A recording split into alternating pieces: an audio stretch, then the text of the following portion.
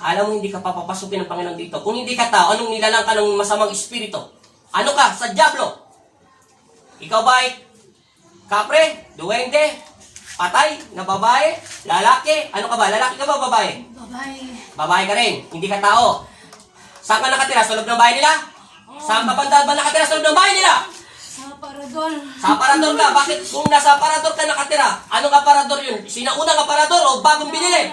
Sinauna? Matagal na? Aparador ng asawa niya. Aparador ng asawa niya? Ano ka sa aparador ng asawa niya? May gusto ka ba sa asawa niya? Oo. Anong kinagugustuhan mo sa pag-aari ng aking ama? May asawa at anak na siya. Huwag kang makikiapid. Tanda mo, sa 10 utos ng Diyos, Ama sa langit, ay nandoon ang kasalanan mo. Tanggalin mo. Anong espiritu ka? Nilalang ng demonyo. Demonyo maitim. Demonyo ng itim. Ako ay instrumento ng Panginoon Kristo. Ako ay sinugo sa bansang Pampanga upang lipunin kayo at ibalik sa kamunduhan nyo. Naintindihan mo? Kilala mo ang aking ama. Oo.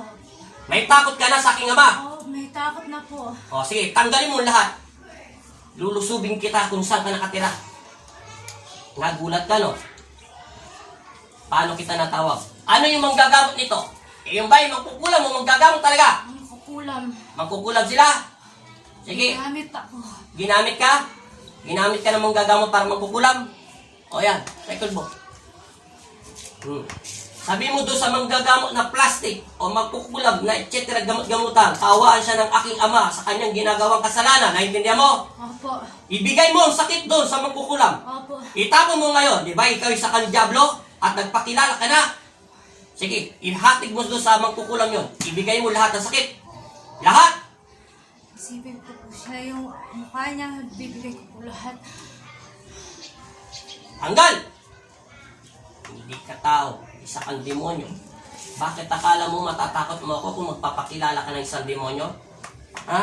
Hindi mo ako matatakot kung magpapakilala ka ng isang demonyo. Tanggal! Ubos! Hindi mo ko kayang takutin. Takot ako sa aking ama sa langit. Hindi ko kinakatakutan ng demonyo. Kahit exorcist ka pa, kahit si Satanas ka pa, handa akong maglingkod. Ubos! Wala na akong nanihina na ako. Wala na akong lakas. Wala akong pakialam. Kaya kong ibalik ang katawan lupa nito kung nasan to dinala ng aking ama. Ihinain ko ang katawan mo. Ilan kayo nakatira doon sa loob ng aparador? Ilan kayo lahat? Isa. Isa ka lang doon? Oh, Wala ka nang katabi doon sa mga paligid ng bahay niya? sa kusina nila. Meron! Oo, ako lang dun sa bahay nila na kwarto nila. Lahat sila nasa kusina. Lahat sila sa kusina dahil ikaw ang pinakamalakas kasi ikaw ang pinakasiga. Dahil kahit yung kusina nila hindi Tingnan mo yung mata niya. hindi nila na-bless. Ako yung bahay ni Bless. Tingnan mo yung mata niya. Ako lang. Sige, tanggal! Ako lang. Tingnan mo yung mata niya, gumagano na. Kapatid mo ba ito? Kaibigan. Ubos! Marami nakatira sa loob ng bahay nila. Bilis! Karen. Busin mo! Anong binigay mo sakit dito kay Karen? Anong binigay mo sakit? Matakot sa asawa niya. Bakit mo siya pinapaintulutan na matakot sa asawa niya? Asawa niya, pag-aari ng Panginoon Kristo to. Dahil kasal sila. Kasal sila. Simbahan. Sa simbahan pa, binasbasan to ng aking ama. Wala kang karapatan, pangunahan ito. Dahil gusto ko akong sinusunod ng asawa niya. Ako ang masusunod, walang masusunod dito. Walang VIP sa Panginoon. Kahit kami bilang instrumento ay sinusugaw. Pinaparusahan din kami. Ginagawa lang namin ang tama. Ikaw masamang espiritong bruhang babae sa loob ng aparador. Tandaan mo, palalayasin kita doon sa aparador. Paintulutan lang ako papasukin doon ng may-ari niyo. Papatay, palalayasin ko kayong lahat doon. Ubos! Kailan mo pa ginawang bigyan ng sakit to? Simula nung pinano ko siya sa trabaho niya.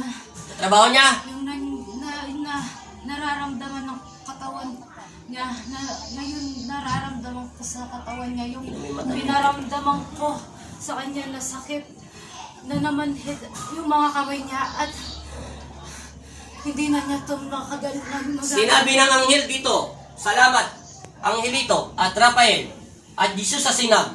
Sinabi ng anghel dito ay ikaw ay isang masamang espiritu pero naging masama ka dahil nagpatukso ka sa demonyo. Pero namatay ka dahil doon sa may puno. Yung puno yun ay ginawang aparador. Tama ba? Mali? Yung puno. Yung aparador. Ginawang aparador yung puno. Walang alam yung hina niyang bumili dun sa... Alam ko. Diba doon ka nagmula? Oh, Yung aparador na binili, doon siya inilibing. At yung dugo niya ay tumaalos doon at sumipsip doon sa puno. Tama ako, di ba? Sinabi ng anghel dito, ang Diyos ang nagsabi sa akin yon. Anghel ng Panginoon Kristo yon. Kaya madidetect kita kung nagsisinungaling ka. Bakit alam ko to? Hindi naman kita kilala. Dahil masamang espiritu, kaya ka lang naging masama. Paswerte ka at hindi ka pa masamang espiritu. Kaya ka tinawag bruha dahil naging masamang ugali mo. Dahil sa mga bad spirit. Sige, tanggalin mo. Susubukan kong kunin ang kaluluwa mo sa impyerno.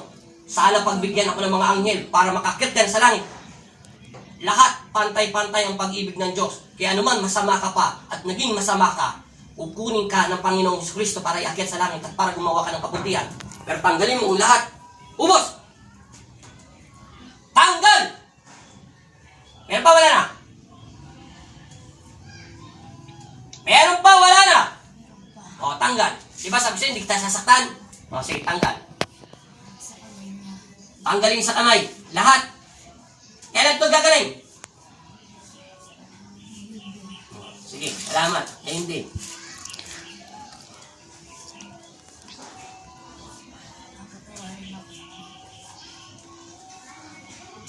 Hayaan mo siya. Ako ang magsasabi. Humingi ka ng kapatawaran sa aking ama. Unang-una, tao pa rin to. Sa Diyos Ama ka pa rin, humingi ng kapatawaran. Kaya pala maitim ka. Pero mapalahibo kang babae, no? Diba? Titingnan ko nga ang kaluluwa mo sa aking mga mata. Bayaran ko, Panginoon Jesus, sa mga Nazareno ng iyong mga mata. At bayaran din ko ng mga mata ng lahat. Pakita mo sa akin sa loob ng katawan ng babae nito.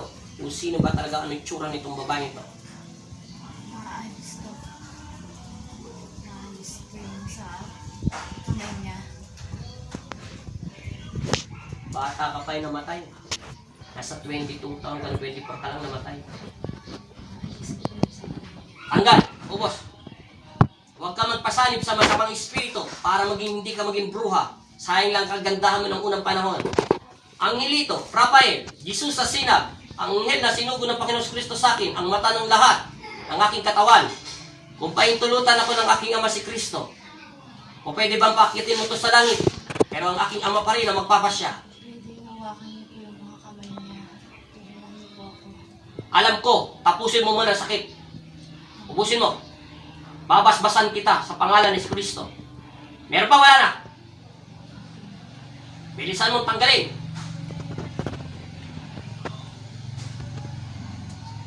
Meron pa, wala na? Meron pa, wala na? Sige, tanggal. Sabihin mo pag wala na. At nakikita ko naman yan kung kumikinang. Susugatan muna kita. Pag tumalab ang sugat ng sibat ni Rafael, meron pa. Pero pag wala na, sigurado, malaya na rin to at malaya ka na rin. Naintindihan mo? Palitan mo ng kabutihan sa iyong kapwa na ginawa mong kasama. Naintindihan mo? Sige, palalayain kita sa aparador. Pero kailangan ko lang kitang basbasan doon sa aparador. Sana pahintulutan ako ng pamilya nito na makapasok sa tahanan nila. Para makalaya ka na. Papahintulutan ko nila. Tutulungan nila. Sige.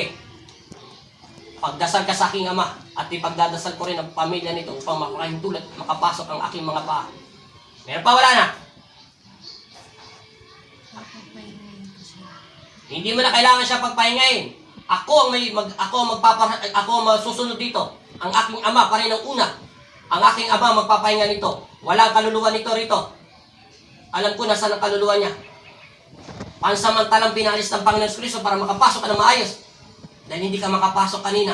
Dahil hinahadlangan ka ng maitim na may sungay sa ilalim ng lupa. May buntot na mayroong karit. Ay, ano ba yun? Parang tusok na pangatlo. Tama ba? Sige. Hindi siya makakapasok dito sa bahay nito kahit dumaan pa siya sa lalim ng lupa nito. Dahil bago pa lang siya umangat, pugot ng mga ulo nila.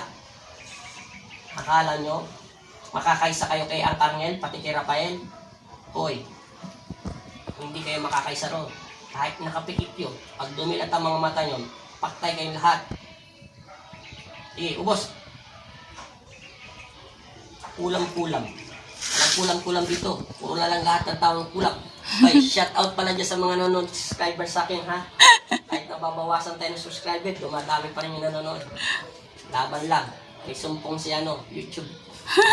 Pandemic din. Pandemic din, nagbabawas Pandemic din. ng butet. Ayaw rin magpasahod. Yung mga nanonood dyan. Okay na! Wala na! Wait. Akong bahala sa'yo. Hindi mo ba alam ang pangalan mo? Matagal ka ng patay at naging magsama ka. Manda ka. Pero susubukan ko itong ilubog ang dalawang daliri ko. Pag ito lumubog sa sikmura niya at dito sa sentro ng puso mo at nasaktan ka pa rin, patay ka sa akin, nagsisinungaling ka. Dahil lahat ng bad spirit, tinusukan ng demonyo. Sa pangalan ng Ama at ng Anak at Espiritu Santo, Amen. Pairamin mo ko na si Bat Rafael at itutusok natin sa puso kung tatalab ito, meron pa. Iparamdam mo sa akin to. Magnetico.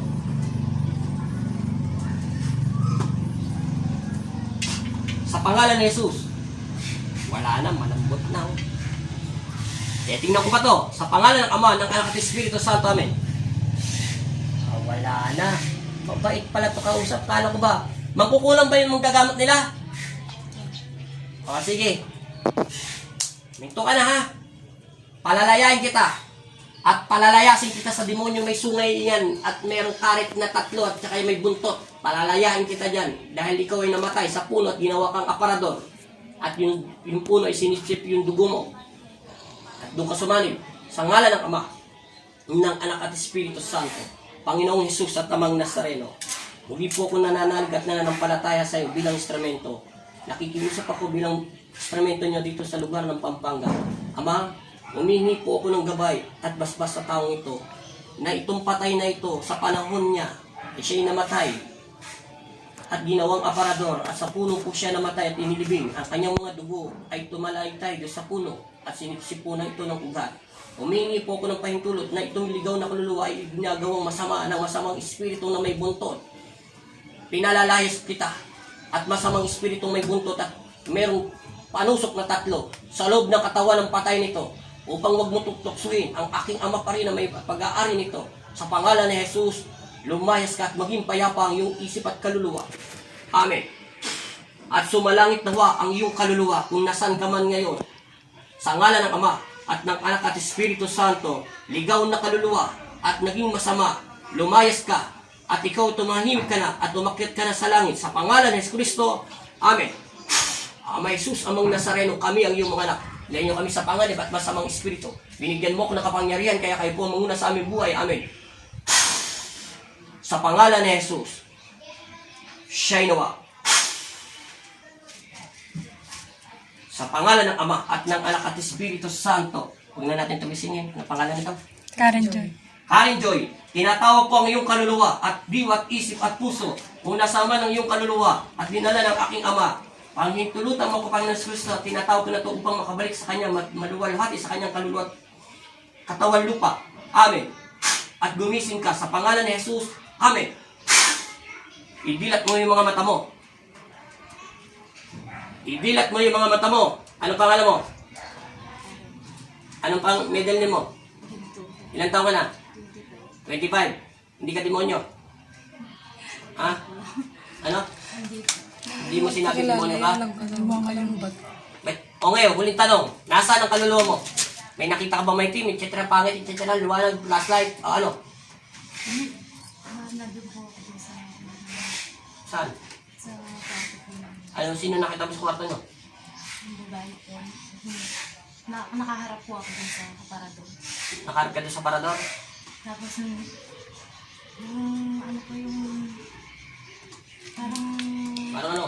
Kaliwa yung magsalita ng din. parang hindi na po siya ng bayan. Sige. Tapos nung ano bigla itim po yung nakikita ko po dun sa aparador. Tapos nung